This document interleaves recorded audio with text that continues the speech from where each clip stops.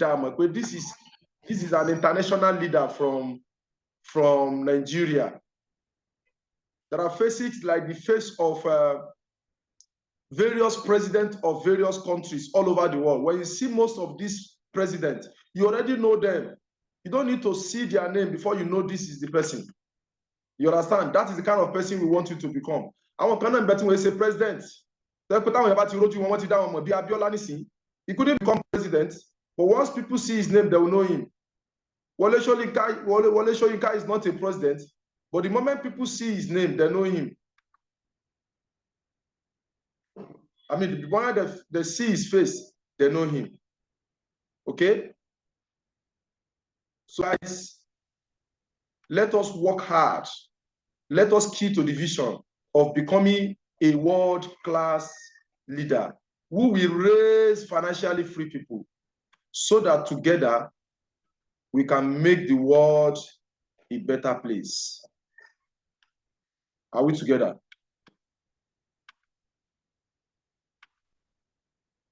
And don't forget that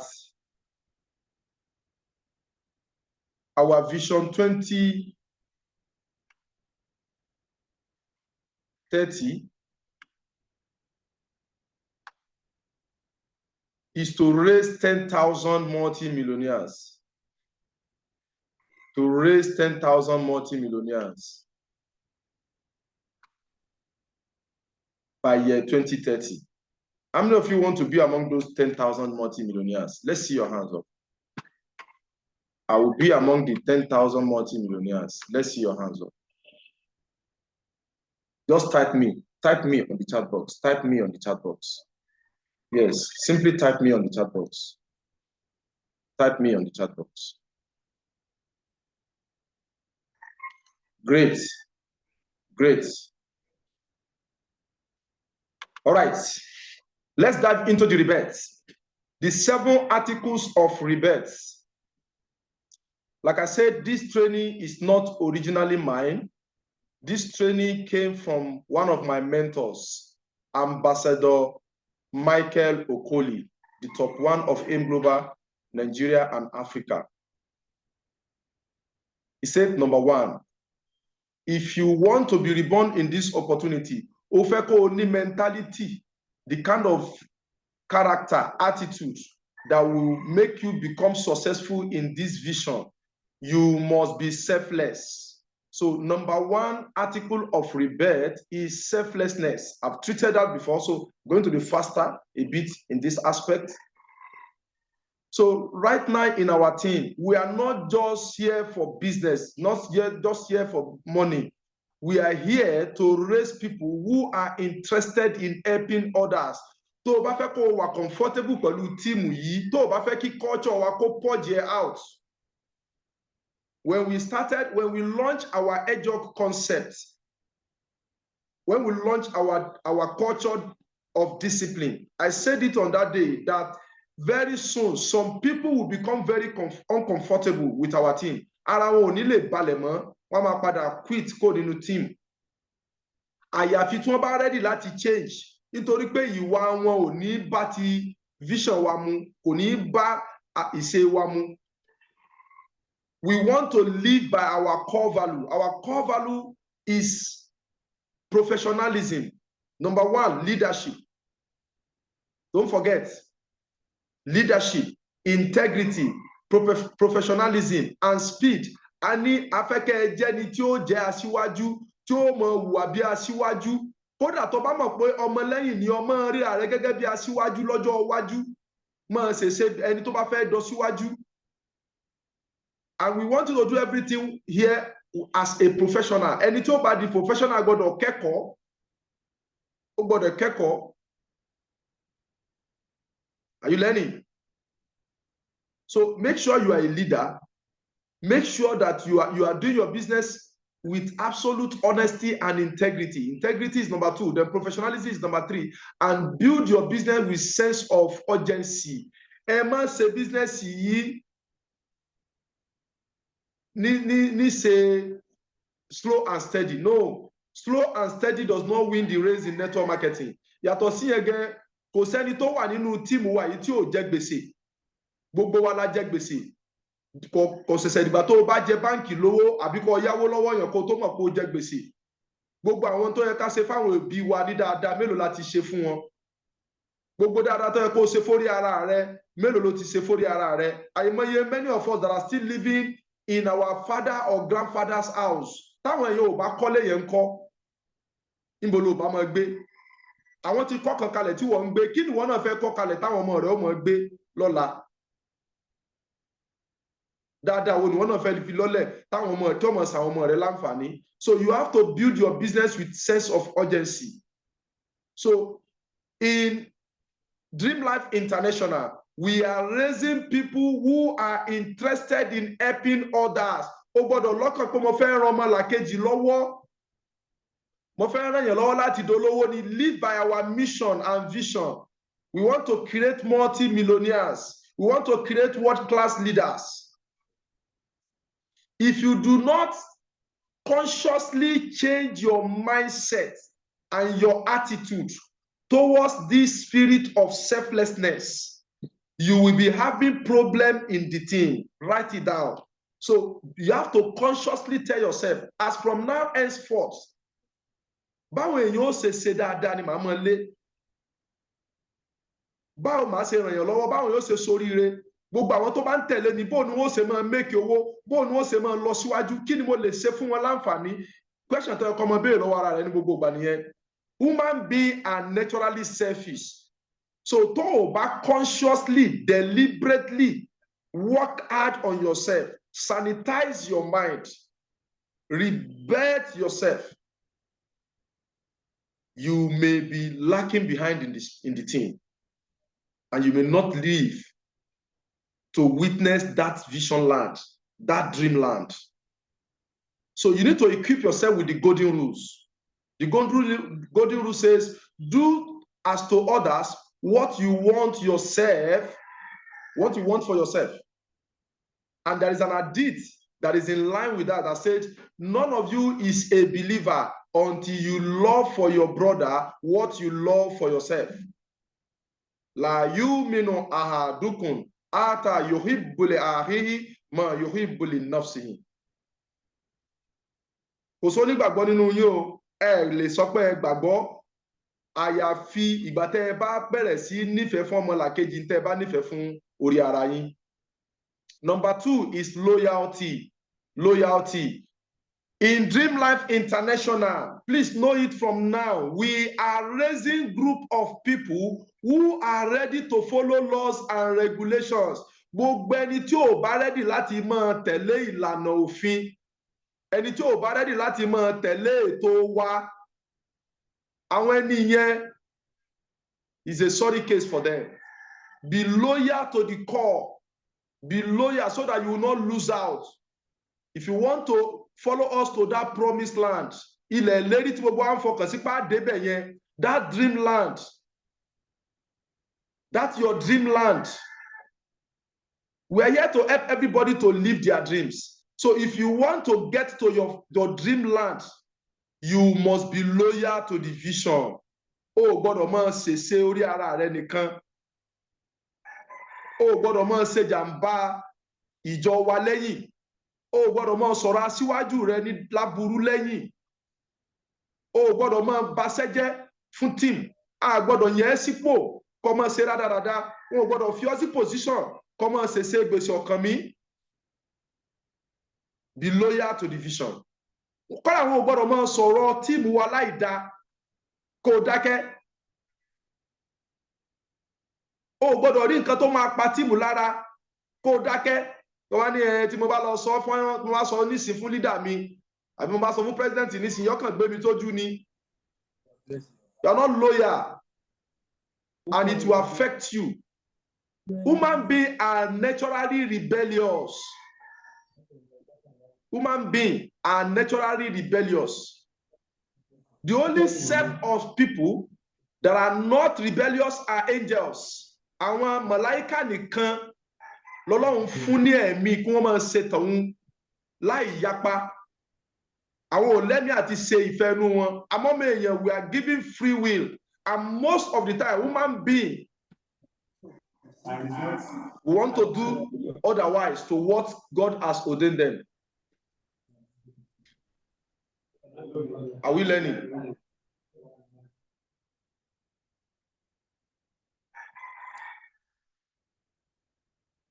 Look at this. This is an evidence that if you are disloyal to the team, it will affect you negatively. This is a clear evidence from the Quran. Bada bismillah ar-Rahman ar-Rahim. Allah said, Inna lazina yubayyihunaka innama yubayyihuna Allah. Allah is telling Prophet Muhammad that indeed those who swear allegiance to you, swear allegiance only to Allah. Gbogbo àwọn tí wọ́n bá ẹsẹ̀ májẹ̀mú pa wọ́n tẹ̀lé ọ. Àwọn ṣe tó bá pa wọ́n láṣẹ yẹn. Kìí ṣe wọ ànábì ni wọ́n bá ṣe májẹ̀mú, èmi Ọlọ́run gangan ni wọ́n bá ṣe májẹ̀mú nítorí pé iṣẹ́ mi ló gbé dání, iṣẹ́ mi ló ń ṣe, mi ni mo ránṣẹ́. Can you see that? This thing that we are doing here in Dream Life International, it is not my own making.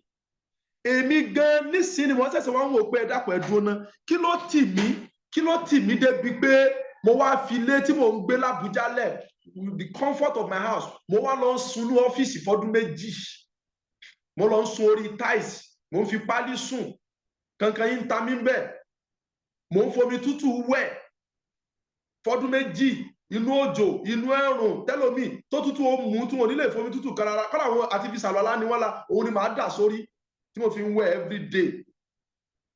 I do not know the kind of spirit that was driving me to push this project that time, even up till now. Èmi gan ibi tí energy yẹn ti ń wá Ọlọ́run nìkan ló yé. This is not my mission, it is God's vision. It's not my vision, it's God's vision. Ọlọ́run ló rán mi níṣẹ́ yìí. Èmi nìkan ò dẹ̀ lè dá ṣe. Gẹ́gẹ́ bá ànábì náà ṣe lè dá ṣe ló ṣe láwọn sàhábà. Wọ́n dẹ̀ at a time wọ́n ní láti jọ dá májẹ̀mú.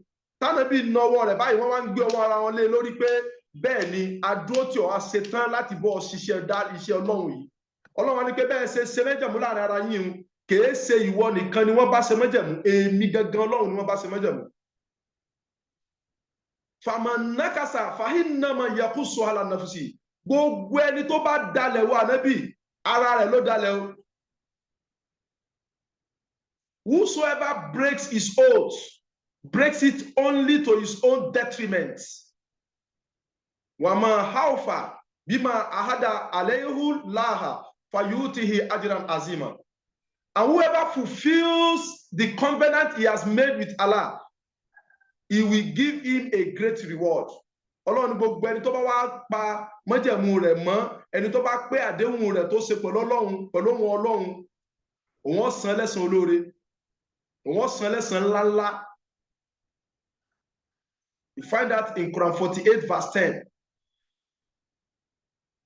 Whoever is doing the work of God, fear him.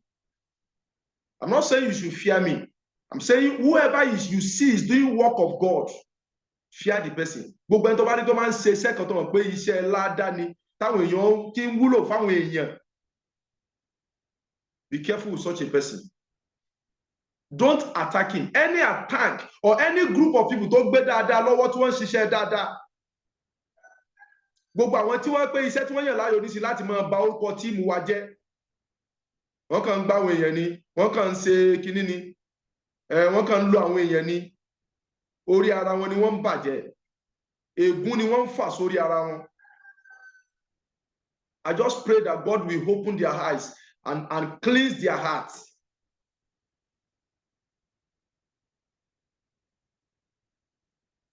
So any single act of disloyalty tó bá ti ṣe báyìí, yóò mọ worsen sí ni, má wulẹ̀ ṣe rárá bó ṣe lè wò kéré ọmọ. Tẹ́ẹ̀ bá ti ṣaburú kan, bí máa ń dà gẹ́gẹ́ bí ìdọ̀tí nínú gbáyà ni. Tó bá tún ṣaburú mi, ìdọ̀tí yóò tún kún. Ìdọ̀tí yóò tún máa wá fa mọ́ ìdọ̀tí. Ẹni yóò máa wá jí kòsò, yóò máa jì mọ́ sínú kòtò aburú.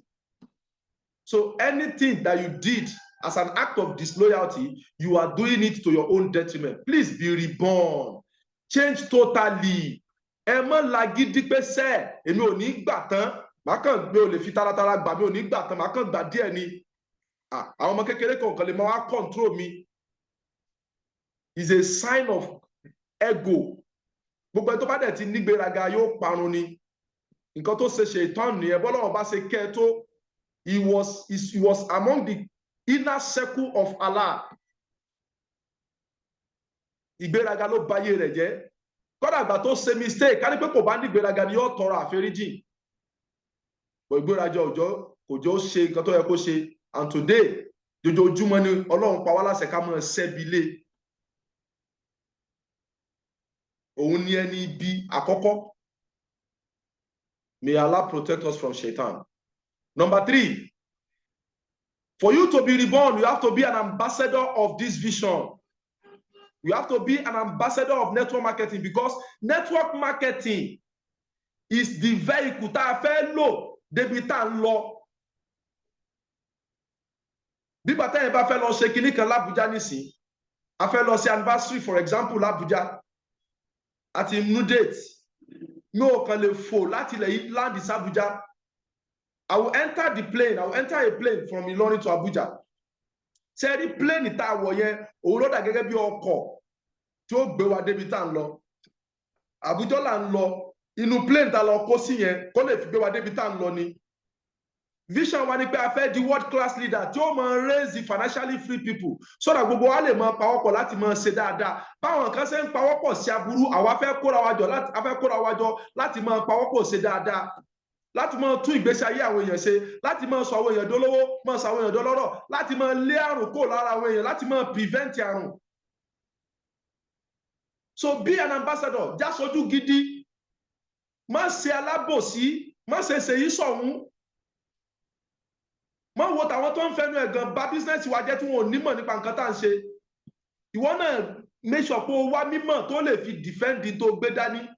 Má jẹ́ kí wọ́n bà tó gbé dání mọ́ ọ lọ́wọ́ níbi àìnímọ̀. Ṣẹ́rí tẹ́ ẹ bá ń ṣe bó bá ṣe dáa tó, ẹni tó bá gbé e dání tí ò bá mọ tó ń ṣe, àwọn èèyàn sì bàjẹ́ mọ́ lọ́wọ́. Àwọn èèyàn lè mọ iye ẹ̀kọ́ dẹ̀ ní wúlò fáwọn èèyàn.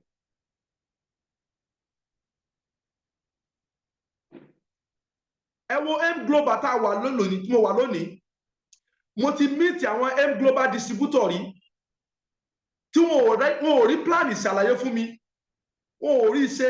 Èèyàn méjì wọ́n pàdé wọn ní mechanic bá ṣe dé lọ ní gbàrà láyé ìgbà tí mo wà ní my last company. Tí kò company yẹn padà frustrate mi náà ni, as a result of their lack of integrity. Èmi àtàwọn team mi we later left the company. I think pàdé àwọn distributor M Global, but they could not really explain to a professional like me. They could not convince me, because wọn ò mọ business. Wọ́n kàn ṣe ni. Ẹ gbìyànjú kẹ́ ẹ ní mímọ̀ dáadáa. Bẹ́ẹ̀ ṣe ń ṣe wàhálà lórí iléèwé kó lè pass WAEC, mo gbọ́dọ̀ pass WAEC, mo gbọ́dọ̀ get paper yìí. Bó ṣe ń ṣe wàhálà, bó ṣe get JAMB, bó ṣe pass JAMB, bó ṣe get admission, bó ṣe ń ṣe wàhálà tó ń kàwé lọ́sàn-án lóru pé kó fi lè pass your final year exam. Máa ṣe wàhálà báyẹn náà láti lè understand the business, láti lè di expert in the business. Be a good ambassador. People who don't stand for something fall for anything. Tó o bá ti máa ń tó dúró fún, kò sígbà tó o ní padà já sí anywhere kan tí ò wúlò. Number 4, dignity of labor. We are raising group of people who believe in the dignity of labor. Àwa ètìjú iṣẹ́, àwa ètìra iṣẹ́. Tó bá fẹ́ máa gbádùn ara rẹ ní Dream Life International, tó bá fẹ́ kọ́kàn rẹ balẹ̀, tó fẹ́ kínú rẹ máa dùn gbogbo ìgbà, jẹ́ni tí ó máa ṣiṣẹ́, má bẹ̀rù iṣẹ́. Iṣẹ́ ìpààyàn, iṣẹ́ ló máa ń pààyàn. Don't run away from work. There is dignity in labor. Don't allow anybody to start telling you, wọ́n kàn máa lò yín ni, nísìnyí wọ́n ní ẹ máa kiri oògùn. Káyà kan ní kí n máa kiri oògùn. Ṣé kò sàn kẹ́yìn máa kiri oògùn ju kẹ́yìn máa lọ ṣe yahoo lọ? Kẹ́yìn máa kiri oògùn, ṣé kò bẹ́tà ju kẹ́yìn máa lọ jalè lọ? Kẹ́yìn máa kiri oògùn, ṣé ká ní gbógun náà wọ́n ń gbélé wa lórí ká máa pa tètè rẹ̀. Èmi tẹ́ ń wò yìí, mo ti ta oògùn dáadáa. On the street, Use market, mo ní customer káàkiri. Area 10 markets. I have customer, mo máa ń wọnú market ni.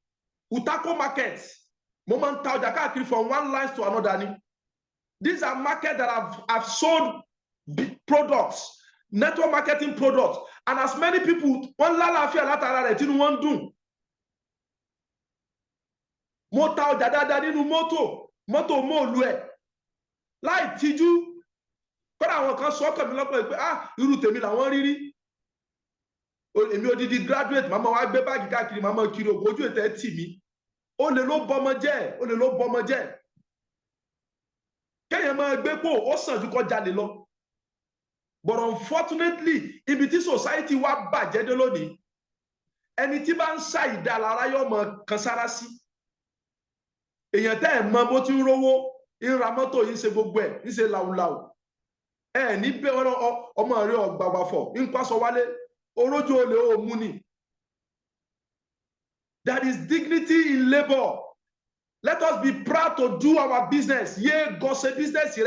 Don't find when we say in one more gossip business. We don't want to be having secret agents again in our business. Be an open agent. Be a good ambassador. Stop hiding. And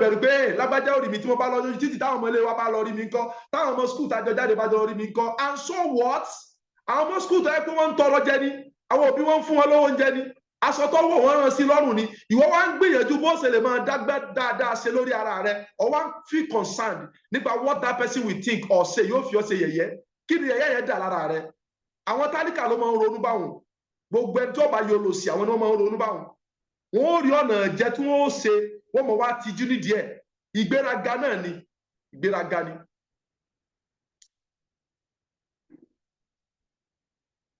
Wọ́n prefer láti lọ jókòó sọ́fíìsì kan gbé mọ́tò kan gbé tébù síwájú kan máa wá gapá kébì sì máa pa wọ́n bẹ̀ kan máa jẹ gúrúgúrú lọ́sọ̀ọ̀sán. Dà kí wọ́n ṣe òwò gidi, kí wọ́n ṣe bísínẹ́sì gidi. We are not here to raise weaklings, hirelings. We are here to raise professionals that are ready to work. Human beings are naturally lazy and will prefer something for nothing. Àwọn èèyàn máa ń wówó ọ̀fẹ́ kí ni ẹ̀yẹ máa bá wọn wówó ọ̀fẹ́. Àwọn kan bẹ nínú oko wa lásopọ̀ yìí nígbà tí wọn ò mọ tí wọ́n ń ṣe grant ni wọ́n ń wá káàkiri tí wọ́n lọ ń dáwó sí grant.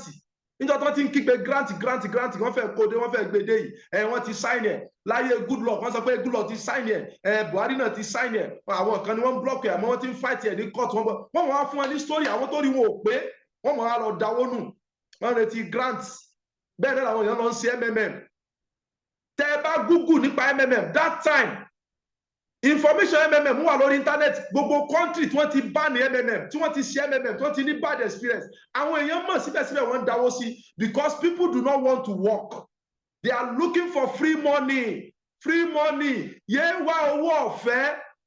One of the surest way kéèyàn fi tòsí láyé rẹ̀ tó fi kú tó sì ọmọ tàti orí rẹ̀ kọjá sórí àwọn àrọ́mọdọ́mọ rẹ̀ òun ni kó máa wówó ọ̀fẹ́ káàkiri kó máa fẹ́ ṣiṣẹ́. All prophet works and are trustworthy. Gbogbo àwọn ànábì Ọlọ́run pátá gbogbo wọn ni wọ́n ṣiṣẹ́ gbogbo wọn dẹ̀ jẹ́ olùfọkàntán.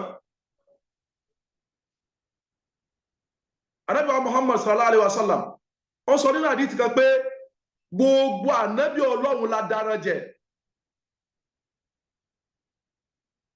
Iṣẹ́ tó máa ń ṣe wọ́n máa sábà sin ẹran tó máa ń da ẹran jẹ. They are shepherds. Sàbẹ̀ kan wá béèrè lọ́wọ́ rẹ̀ pé even you ṣé wọ́n ìwọ Nabiullah sallallahu alaihi wasallam wọ́n náà tún dẹran ni. Ó ní yes, I used to shepherd the sheep of the people of Mecca for some kirats. Ọlọ́run máa ń da ẹran fáwọn ará Mecca fáwọn owó kékèké kan. Kirat is like kobo of owó Saudi owó ilẹ̀ Lárúbáwá dirham or something wọ́n máa ń pè owó wọn yẹn. Kirat is the smaller unit of that money. Prophet Muhammad, peace be upon him, engaged in trade and was called Al-Amin, the trustworthy merchants. Also, wo débi pé wọ́n wá mọ̀ gẹ́gẹ́ bí olóòótọ́ tó ṣe fọkàn tán. And there is also an evidence in the Quran that said, and you are truly a man of outstanding character.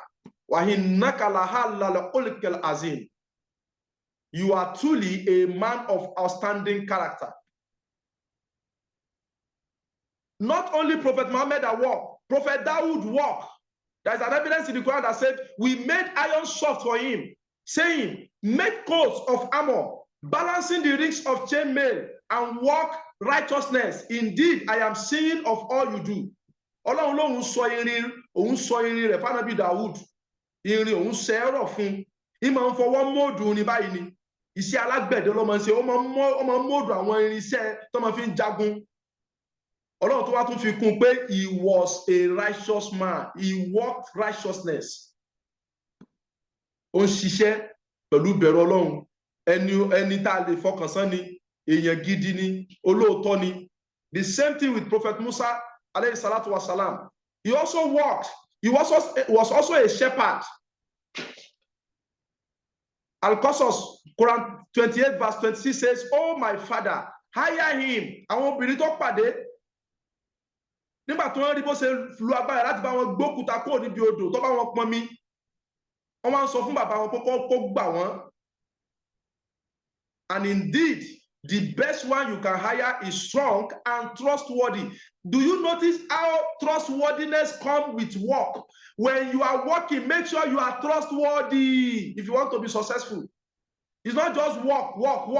As you are working, make sure you are trustworthy. Don't be somebody that will be stealing product from the package of his people. Don't be somebody that will be snatching somebody's downline. Don't be somebody that will be discouraging somebody's success line. Don't cheat anybody. Don't steal somebody's contact list and treat it as a stranger list. Àìmọye àwọn tá a gbá mú tí wọ́n ń ja olè list ẹni ẹlẹ́ni. Ẹni ẹlẹ́ni gbé list ẹ̀ kalẹ̀, ó dẹ̀ lọ yọ, ó tọ́jú ẹ̀ pamọ́. After some time, for one treat here, you need to be reborn. Tó o bá change, yóò padà pa ẹ́ lá. It means you are not loyal to the vision, because we have agreed that we will do our business with absolute honesty and integrity. Stop stealing, stop cheating. If you are caught, my God, pẹ̀lú eléyìí tá a ṣẹ̀ṣẹ̀ bẹ̀rẹ̀ yìí tẹ́lẹ̀tẹ́lẹ̀ náà, àyè fojú rere wo ẹni tí bá ń ṣe jàmbá, kò sẹ́ni tá a gbá mú tá a ní sọ kó dá padà. Ó lè pẹ́ o, àmọ́ dandan ni wàá dá padà. Wàá dá padà, kò sí ni. Gbogbo ẹni tó bá jẹ gbèsè ó ṣe jàmbá fún ọmọlàkejì tá a ti fún lófin kó dá padà, tó ń rọkàn pé tátẹ́gùn bá fẹ́ sí wọ́n padà gbàgbé rẹ̀, is a lie. When it becomes very clear that you are not ready to pay that debt, that you are not ready to make that refund, to make redress, you will lose out totally. You will send you out of the team. Go and do your own thing on your own way.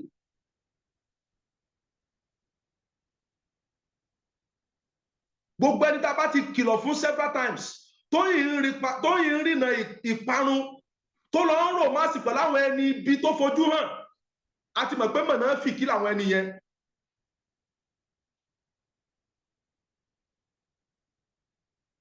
Ọlọ́run ṣẹ́bi dandan rẹ̀ lé àwọn mọ̀nà fi kí lórí in many places in the Quran tó ṣépele wọn.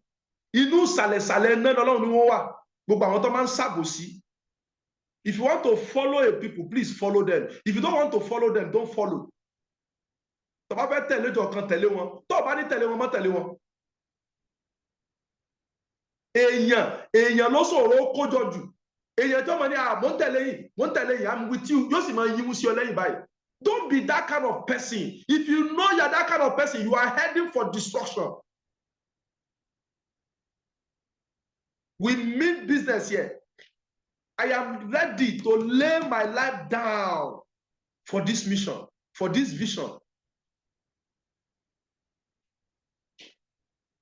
I am giving it my whole life to make it work, to create as many thousands and millions of millionaires worldwide. And we are unstoppable. Number 5, persistence. We are raising a group of people who do not quit on themselves. Àwọn tẹ́kọ̀ọ́ wọn lẹ anybody nínú tíìmù wa wọ́n gbọ́dọ̀ rí wa gẹ́gẹ́ bí àwọn tí wọ́n jiná dénú, àwọn tí wọ́n fẹsẹ̀ rinlẹ̀. Wọn ò gbọ́dọ̀ jẹ́ ní tí ò mọ tí ń ṣe. Ojú ẹ̀ gbọ́dọ̀ dá sí everything. It is not in our character, it is not in our behavior. Kí wọ́n bèrè léyìí lọ́wọ́ rẹ kò ní ọmọ, kí wọ́n bèrè tọ̀hún kò ní ọmọ, kí ló wá ń ṣe yàn yìí? Make sure you know everything. Make sure everything is clear to you so that you can be steadfast. Téèyàn bá ti nímọ̀ dáadáa, téèyàn bá remove doubt, téèyàn bá wà loyal, easily làwọn èèyàn máa confuse you out of the right track.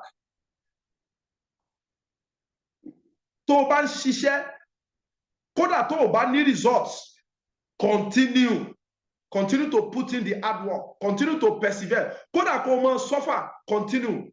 Persistence, resilience, perseverance. These are three things that you need. You have to be patient, you have to be persistent, you have to persevere.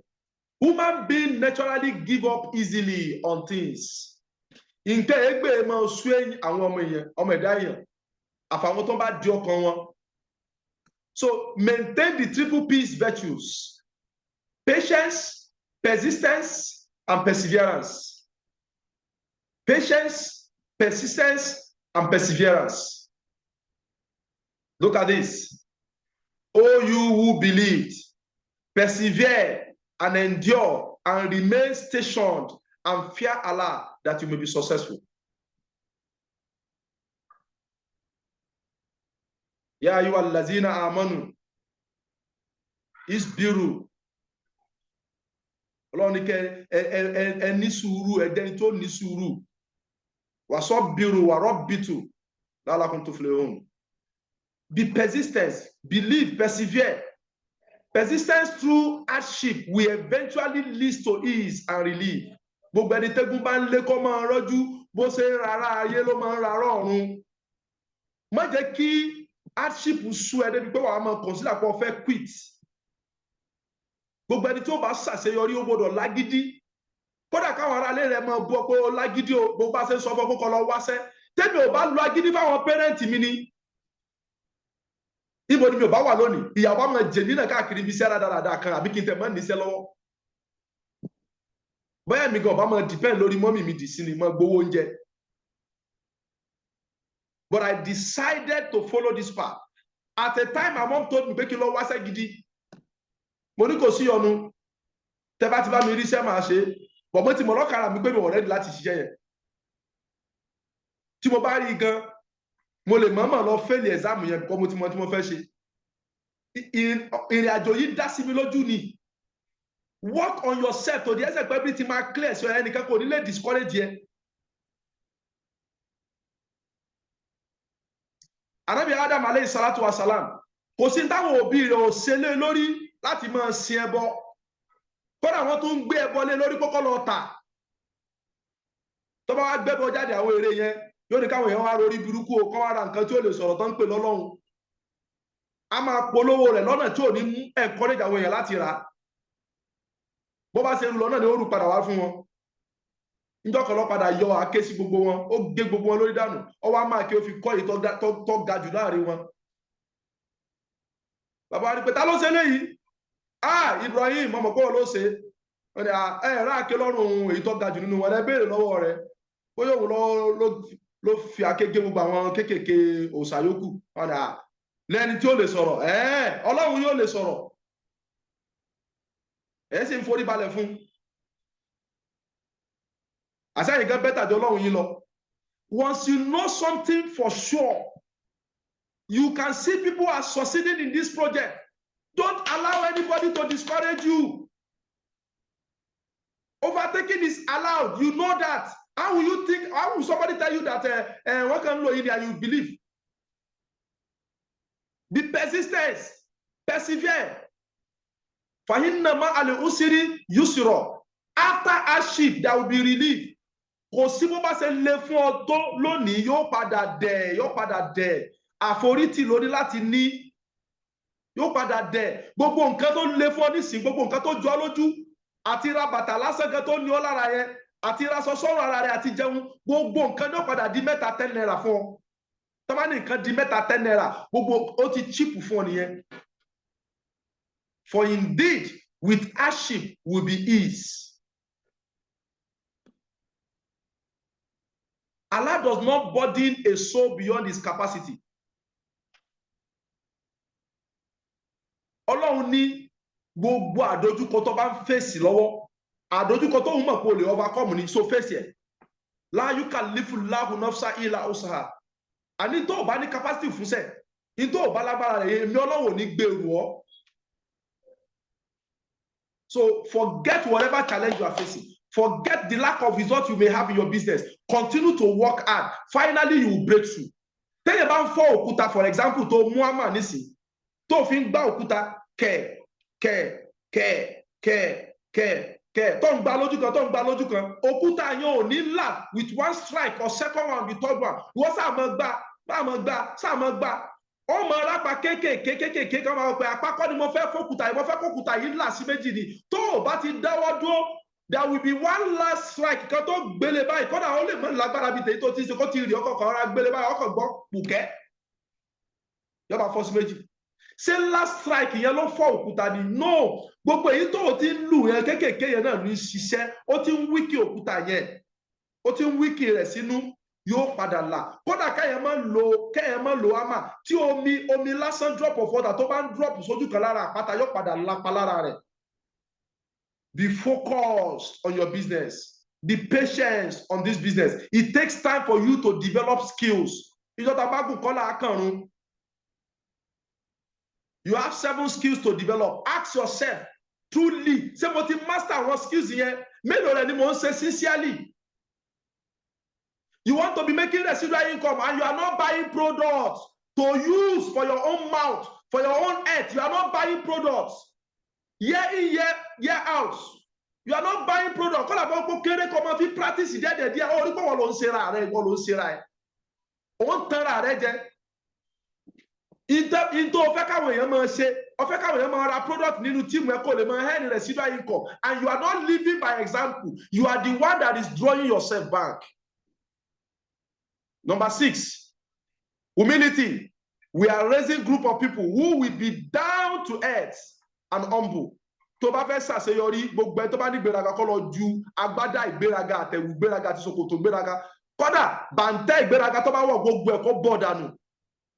Go and do your research about most people that are successful in their various industries. They are usually humble down to the earth. They are usually very humble. So in M Global, particularly in this Dream Life International, we are raising a group of people who will be down to earth and humble. Má jẹ́ gbogbo tó bá ní má jẹ́ kó sí ọ lórí débi pé wàá máa wá ṣègbéraga wàá máa wá tójú àwọn èèyàn mọ́lẹ̀ báṣubàṣu wàá máa lakọ mọ́yàn lórí.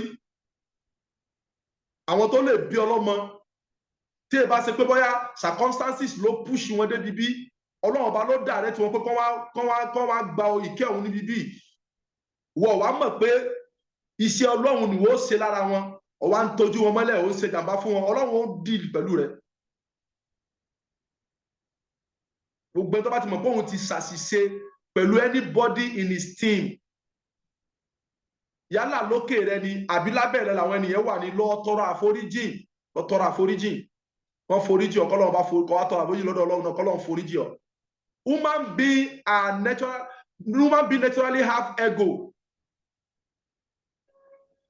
Ọ̀pọ̀lọpọ̀ àwọn èèyàn ló ní ìgbéraga lára. It takes God grace for somebody to pull away that ego in us. Wọ́n sì ní ìgbéraga ló máa ń síwájú ìparun.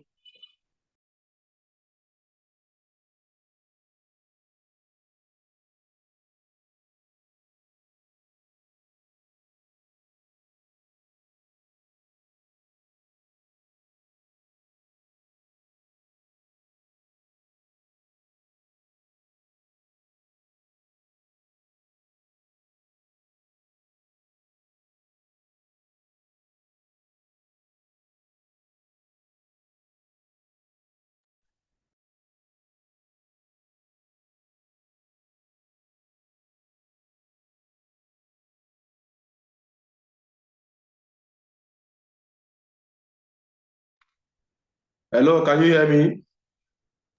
Yes, we can hear you, sir. There is a bit fluctuation in the network service. I think you are back now.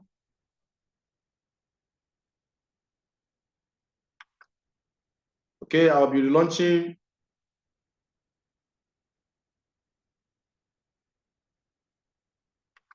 I'll be relaunching my slide once again. We are right now on the Article 7 of Rebirth. Article 7 of Rebirth, and which is the last one, which is love.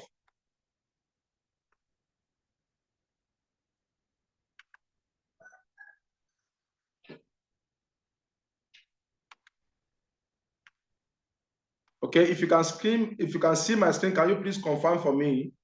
Type yes on the chat box if you can see my screen. If you can see my screen, type yes on the chat box. All right, thank you. Okay, so the last article of Rebirth, don't forget, number 6 is humility. And number 7, the last one, is love. In Dream Life International, right from this moment, this dispensation, we are strongly committed to raising a group of people of love. We are raising a group of people of love. O gbọ́dọ̀ jẹ́ni tí ó nífẹ̀ẹ́ ọmọlàkejì dénúdénú. O gbọ́dọ̀ máa sùúrù aburú ọmọlàkejì. Oore ìkẹ́ dáadáa ló gbọ́dọ̀ máa ro ọmọlàkejì rẹ. If you want to be comfortable with this vision, if you want to go far with us in this vision, you must be a person of love. A lot of people harbor hatred for others. Àìmọye àwọn èèyàn ni wọ́n máa ń hate ọmọlàkejì wọn for just no reason.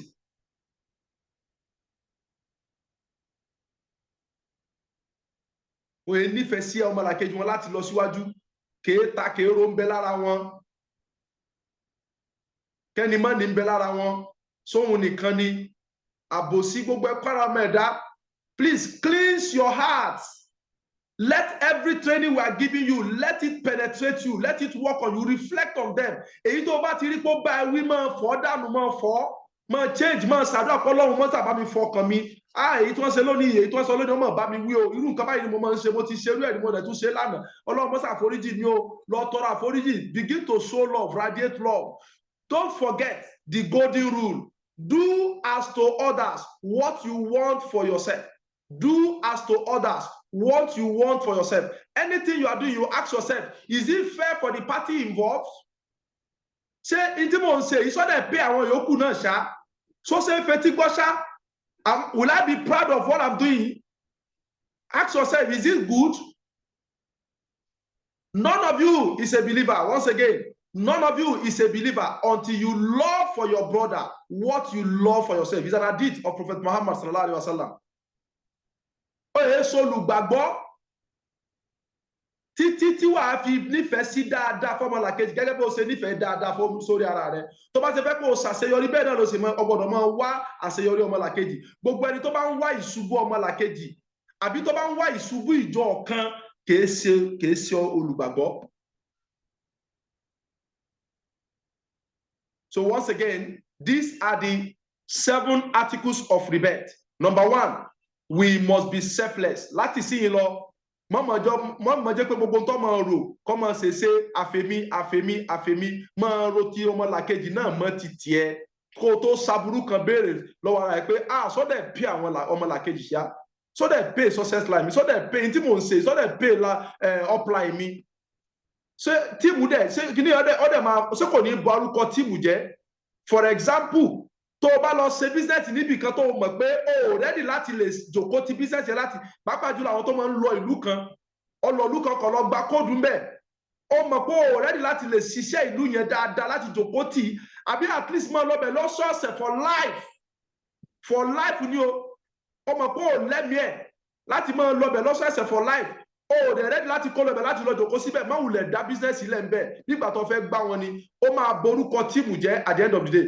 Àwọn èèyàn yìí kan náà ti wá rí kọ́dà sanwó àkàngbúrò rẹ̀ mọ́ kọ̀ọ̀kan gbé kọ́ọ̀lù wa mọ́ ní tí ó padà gbẹ̀yìn rẹ̀ bọ́ nìyẹn.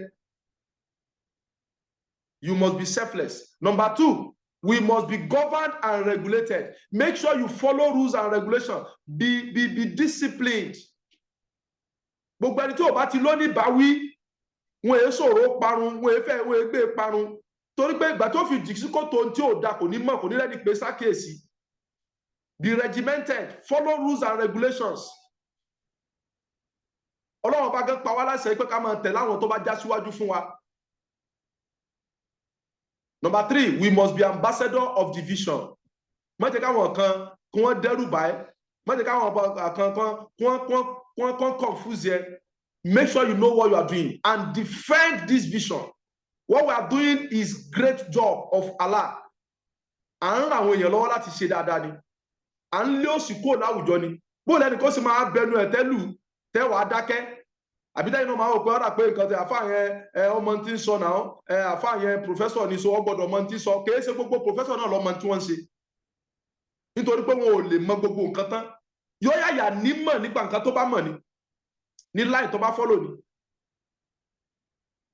Ẹ wo àwọn tó bá wà ní National Assembly tó bá fẹ́ formulate law nípa a particular industry. Wọn ò ní ṣèṣe pé torí pé àwọn làwọn ń ṣòfin kọ́kàn máa ń ṣòfin kàṣàkàṣà. Wọ́n máa ń pe àwọn tó bá wà nídìí nǹkan yẹn pé bó lẹ́ ṣe ń ṣe kí ni nǹkan tó máa ń ṣẹlẹ̀.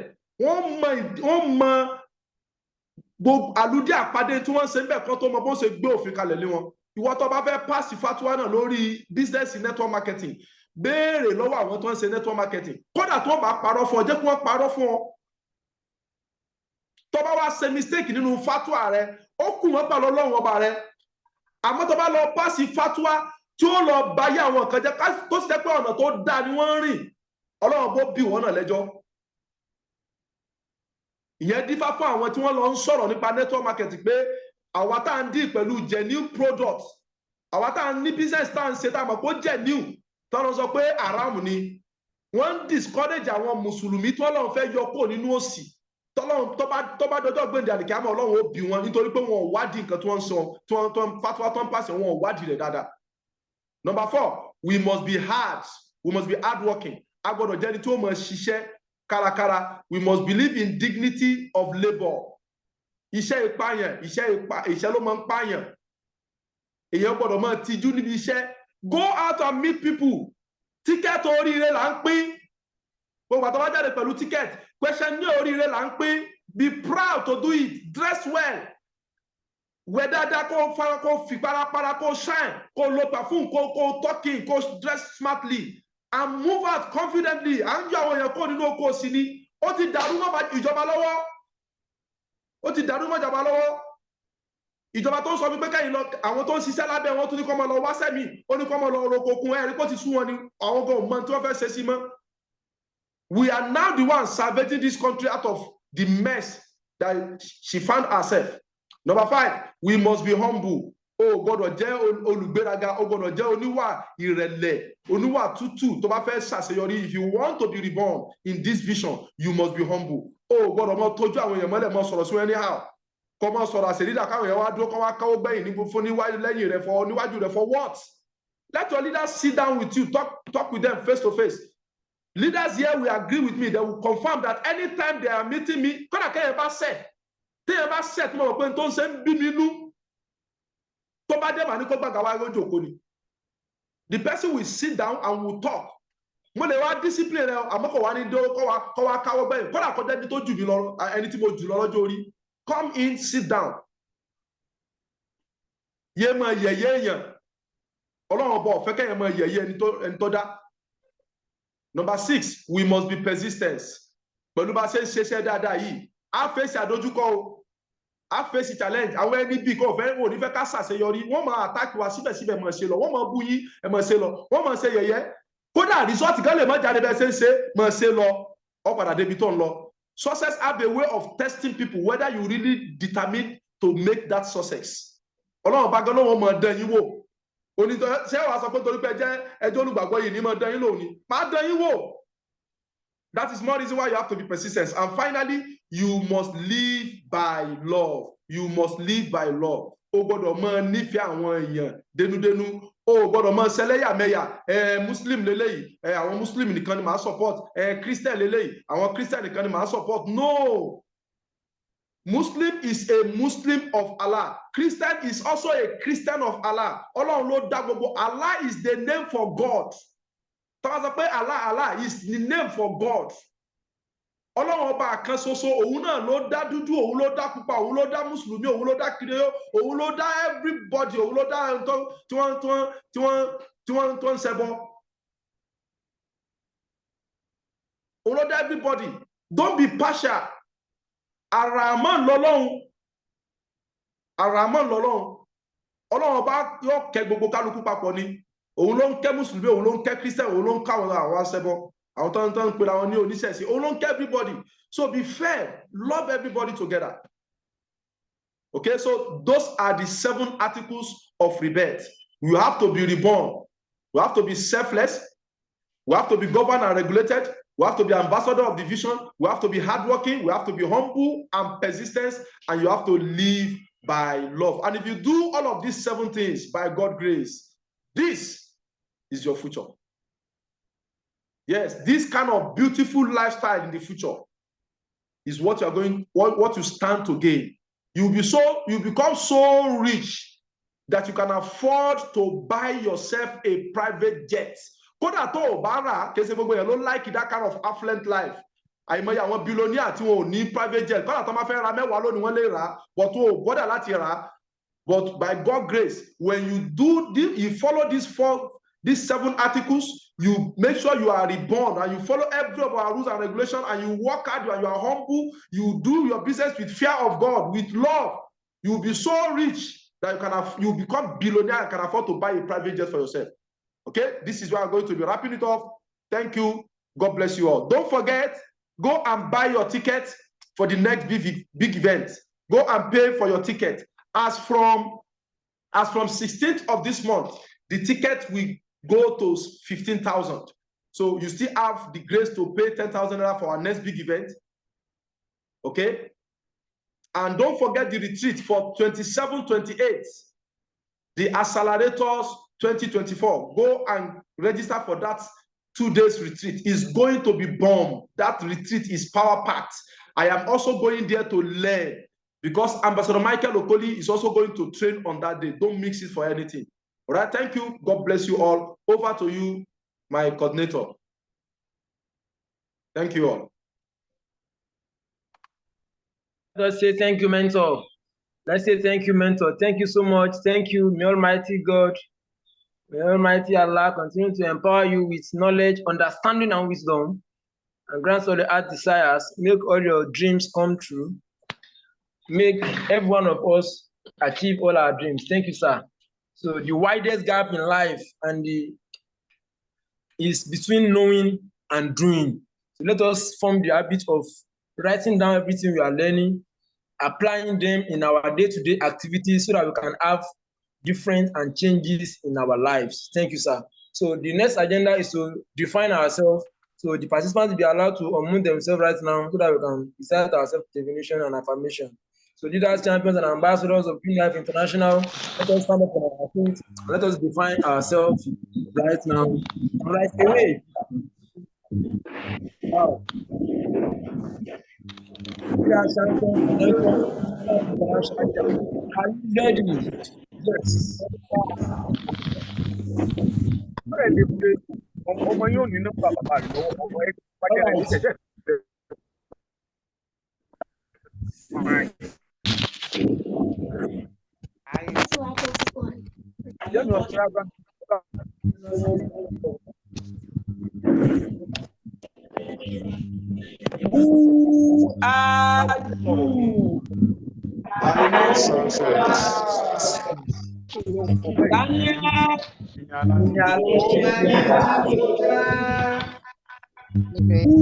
Who are you? Who are you?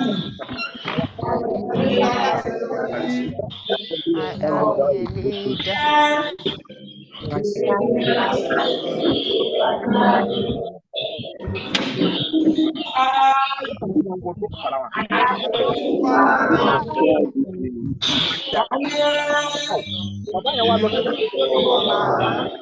Who are you? Adventurer. Are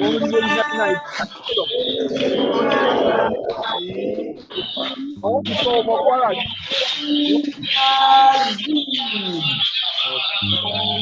I am an adventurer.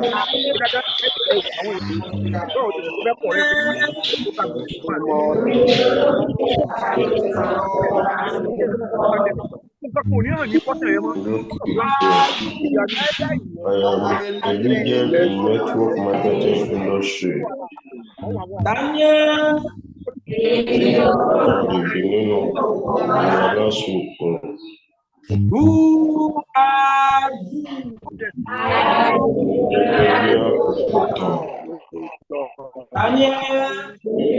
Ìṣẹ̀dá àwọn ọlọ́rọ̀ tabua. Who are you? The motivator to the motivators. Daniel.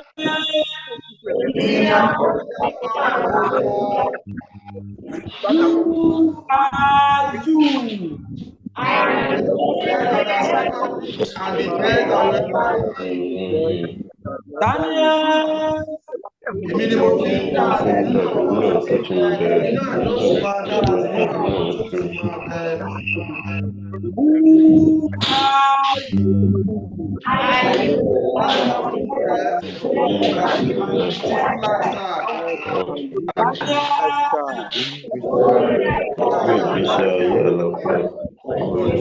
ìgbésí ayé àlàáfíà òtútù ìgbésí All right, ayé. after the count of three, we are going to recite our self-affirmation, positive affirmation. After the count of three, 1, 2. My name is Abaka Profitoshola. I have a heart that cares for the success of other people. I am honest and trustworthy. People that don't believe in permanently millionaires short period of time. Passionate about people lifestyle and source of blessing for many people. I'm committed to touching people's lives positively. So help me God. This is 2024 year.